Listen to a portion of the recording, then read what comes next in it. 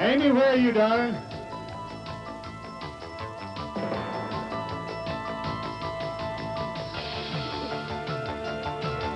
That's his lad, that's his son. All right. If he wins this tournament, which I feel is almost inevitable, he will have won in 8 months on our circuit more than $250,000. That is an all-time record win in any one 8-month period of time. It's hard to do that in just about any game in the world today. I don't know many golfers that take that kind of bread home. If Larry Nixon wins this tournament, he'll have won more than $250,000 in 12 months on the BASS circuit.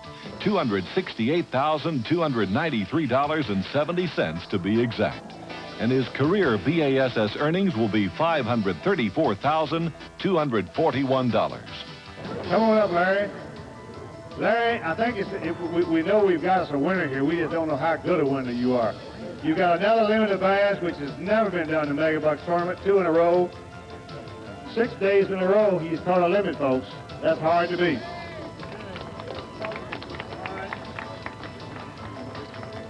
This is the 6th competition day, he's caught a limit every day. All right, watch the scales, folks. You can see the biggest weight in Megabucks history compiled this week, and this is it. Add 9 pounds, 13 ounces to our lead, and a new champion we got. All right. You're it, son. You realize you won $250,000 in the last 8 months? I love it.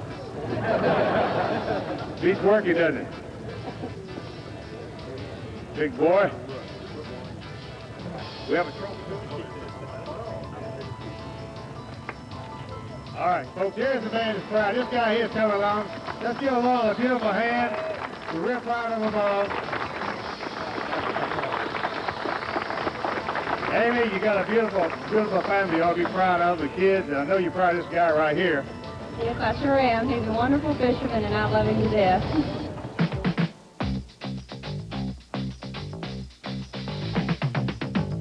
And how did Larry Nixon win this tournament? Right now, it's time for the Pros Pointer, the how-to section of the Bassmasters, brought to you by AC Delco. You pulled a hat trick on the last day before the cut. You came from way down in the real, halfway down the pike, 25 or 30 places up into the lead. Now, what did you do? You can tell us, because everybody's going fishing tomorrow morning, right? Yeah. Well, probably what I done over there the last day of the tournament when I caught the real big string, my first day's partner really probably put me on that pattern. He caught a big fish with me that day, and he caught it on a crankbait, and he also caught another fish reeling his worm in, so that pretty well told me that the bigger fish weren't holding real tight on the cover.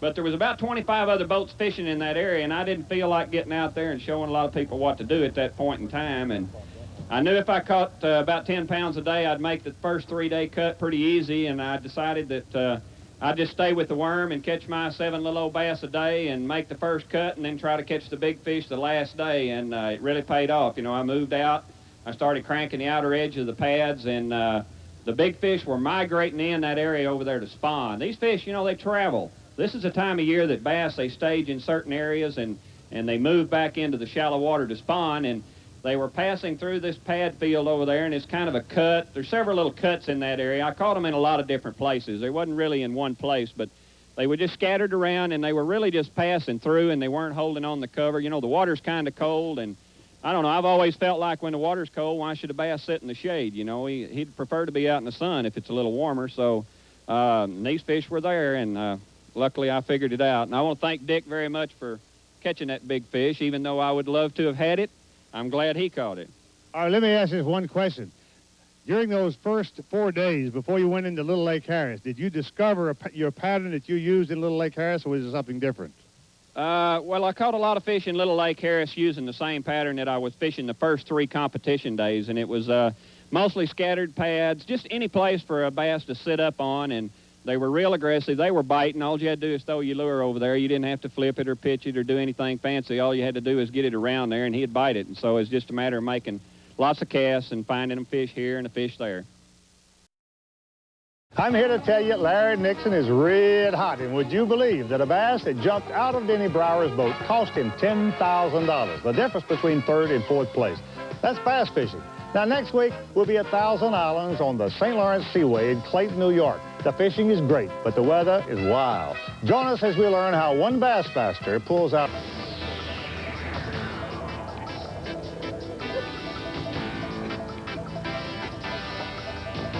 Boy, that's a killer. You better believe it. But he said you better believe it. 12 inches long, he's a champ. Hey, bingo!